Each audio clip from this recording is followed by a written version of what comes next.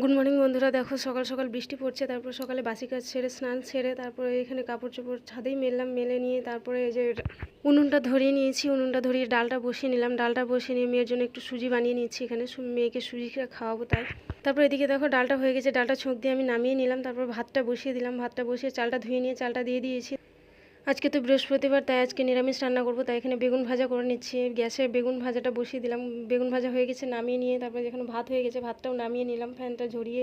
তারপর এখানে আলু, তো নিরামিষ আলু তরকারিটা করে নিচ্ছি। তারপরে আলুটা কষিয়ে নিয়ে জল দিয়ে দিলাম। জল দিয়ে তারপর দেখো রান্নাঘরটা আমি একটু পরিষ্কার করে নিলাম। রান্নাঘরটা পরিষ্কার করে কিছুটা বাসন জড়ো হয়েছিল, সেই বাসনটাও আমি মেজে নিচ্ছি ঘরে, কারণ বৃষ্টি পড়েছিল, বৃষ্টির জল জমেছিল, সেই জল দিয়ে বাসনগুলো আমি ধুয়ে নিলাম। তারপর দেখো তরকারিটা হয়ে গেছে, তরকারিটা আমি নামিয়ে নিচ্ছি। তরকারিটা নামিয়ে নিয়ে তারপরে এখানে সবাইকে খেতে দিয়ে দিয়েছি। সবার খাওয়া হয়ে গেছে। খাওয়া হয়ে আমি তারপর মেয়েকে খাইয়ে নিচ্ছি। তারপর ভিডিওটি তোমাদের যদি একটু ভালো লাগে তাহলে একটি লাইক করে দিও।